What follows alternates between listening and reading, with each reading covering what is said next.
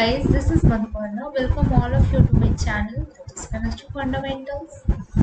I'm here with a new video on the organic chemistry questions of JEE Mains, which held in February 2021 on 26th of February, Shift 1. So today I'm basically going to discuss about two questions which they have asked on 26th of February on this JEE Mains. So let's start with the question first. The question says what will happen or what will be the major product A and B in the given sequence of reaction. So they ask that what will happen if we treat this phenol molecule with a CH3 and NaOH, that is nothing but the chloroform and sodium hydroxide, and the product which will get A, what will be that product. In the second sequence they have asked is what will happen if we treat this phenol molecule with a Br2 and CS2, which is a non-polar compound, in presence of 273 Kelvin or in low heat, and we will get a product B, and that will be the what will be that product. So four options are given, 1, 2, 3 and 4, where one is a para-substituted phenol, one is para-substituted bromophenol. In the second option, that is it is a salicylaldehyde and para-substituted bromophenol. Again in option 3, this is a salicylaldehyde and ortho-substituted bromophenol in this option. And in option 4, there is a para-substituted phenol and ortho-bromophenol. Okay, so in such type of questions, what we first of all have to understand is we have to eliminate the options. Out of 4, first 2 options we have to eliminate.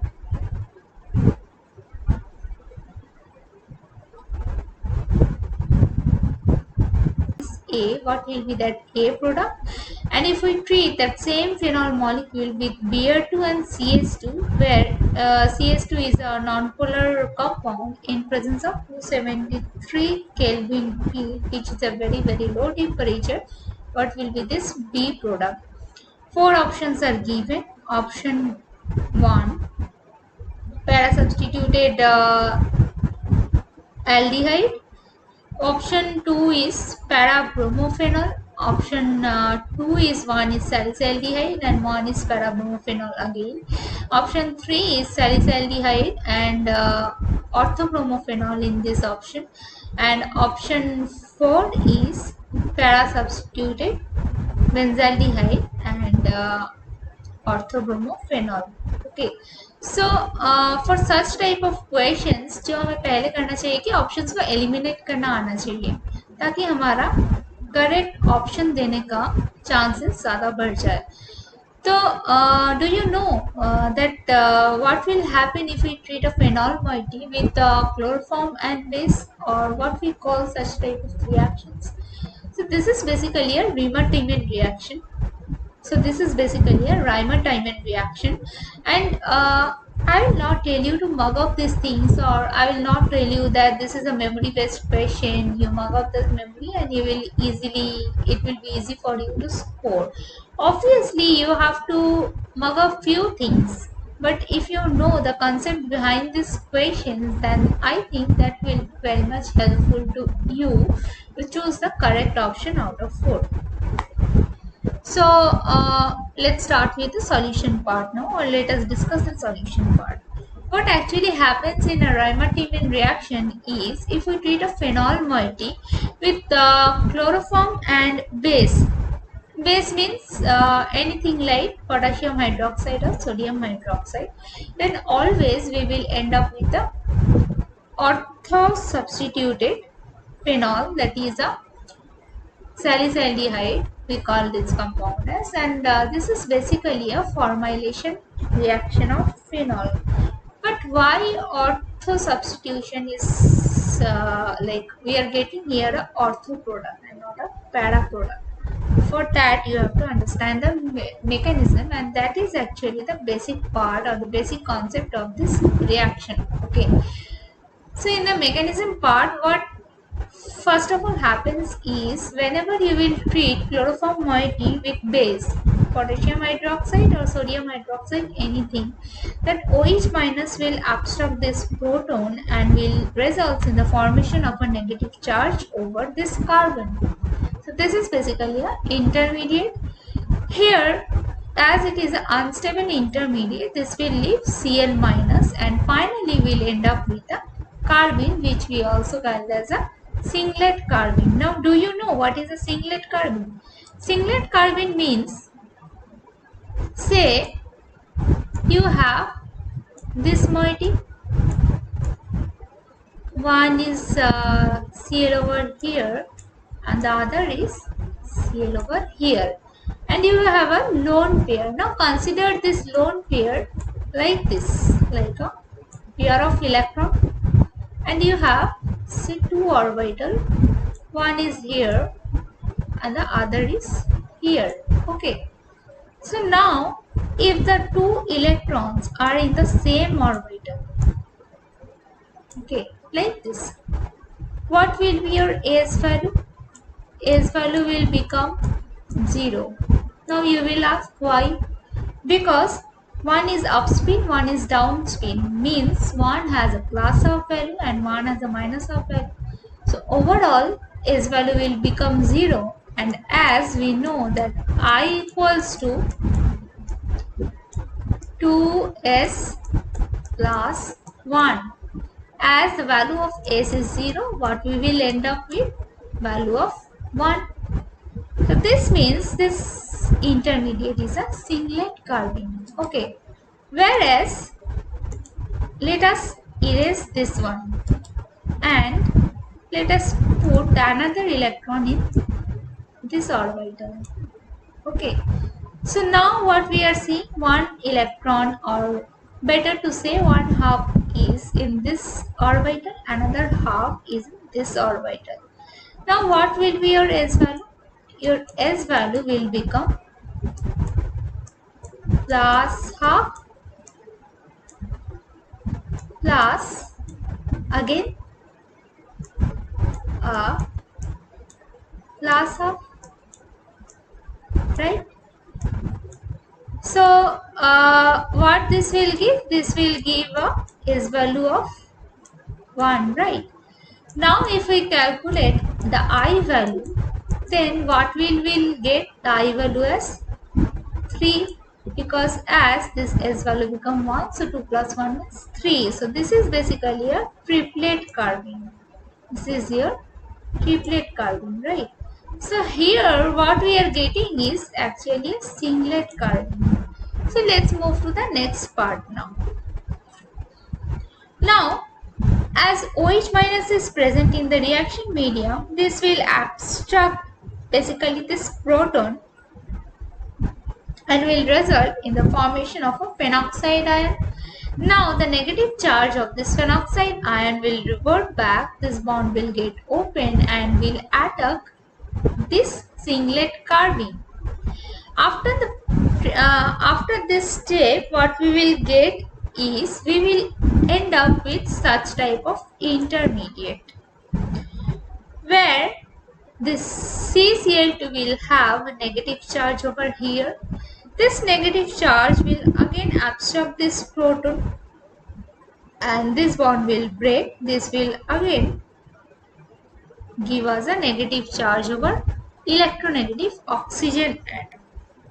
तो ये step होने के बाद हमें जो मिल रहा है कि ये अगेन फिर से फिनॉक्साइड आयन मिल रहा है, तो ये नेगेटिव चार्ज फिर से वापस आएगा, ये बॉन्ड यहाँ से खुल जाएगा और क्या होगा, Cl माइनस लीव करेगा सिस्टम से।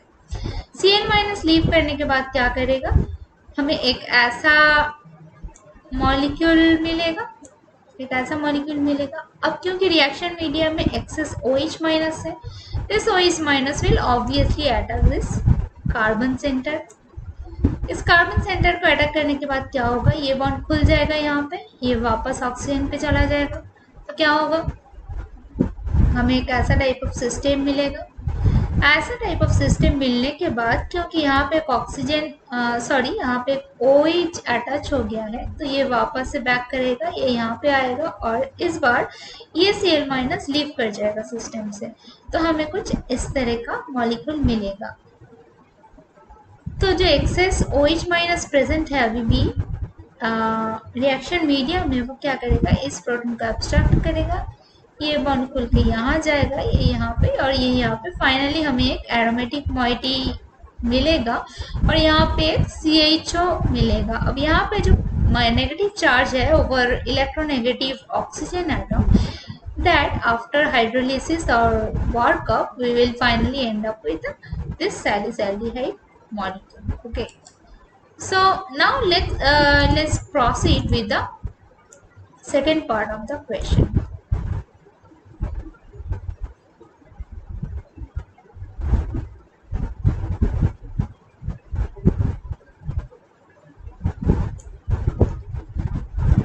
सेकेंड पार्ट में क्या बोला गया है कि अगर हम किसी फेनॉल को Br2 और CH2 in presence of low atmosphere in presence of low temperature treat करें, तो फाइनल प्रोडक्ट क्या होगा।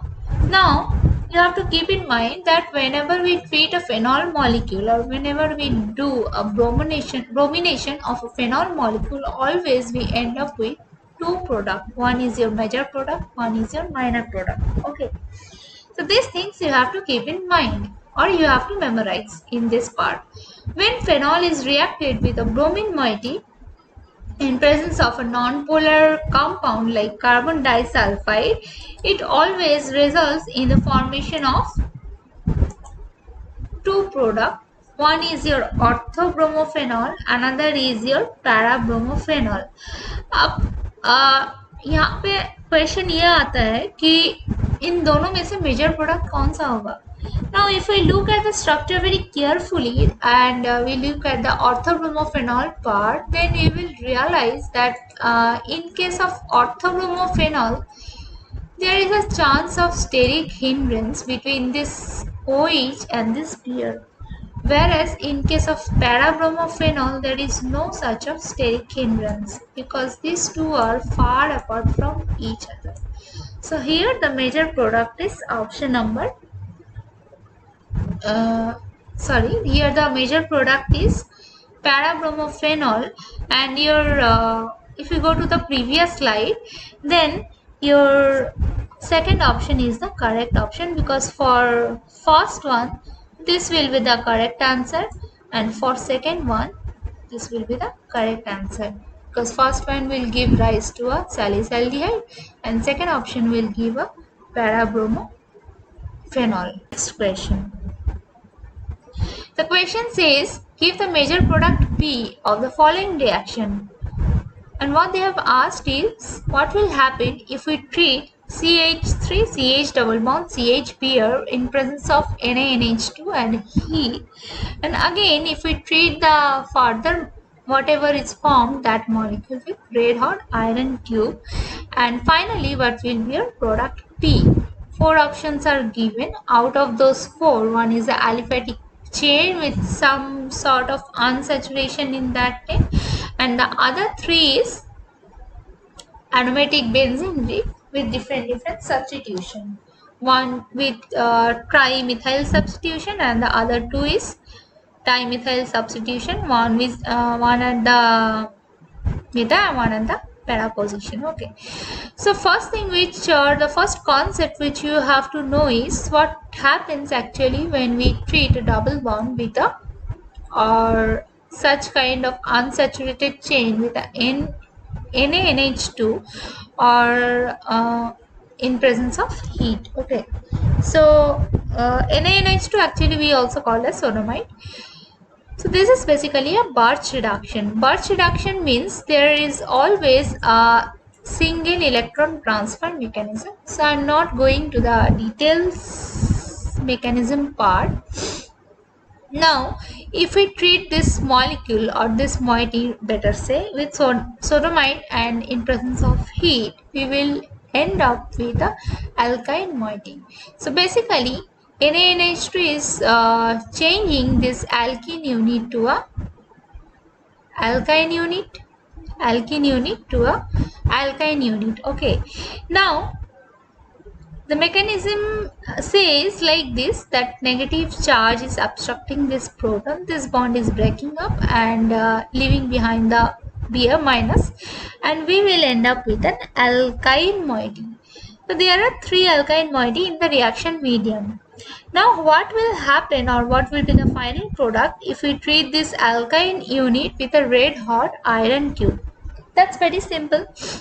As it is an alkyne unit, if we heat this molecule, it will simply carry out a cyclization reaction, nothing else. And it will carry out a cyclization like this. Let's say these are the 3 alkyne units. So this bond will open up here, this will open up here, and this will open up here. And we will finally end up with a benzene ring with trimethyl substitution. Why such kind of benzene ring, or why it's carrying out a cyclization?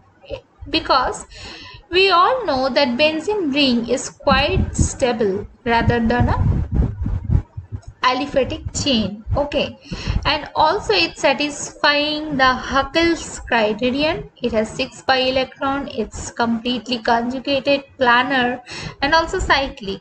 So finally we are getting a 135 trimethyl benzene ring. So here your correct option is option number 2. So here I'm going to end this video. So if you like my video, then please subscribe to my channel for more and more updates or more and more new videos. And if you like my videos, then please don't forget to click on the like button, please share with your friends, and also if you have any doubt or anything, you can feel free to ask about that by writing a comment in the comment section box. Thank you for listening.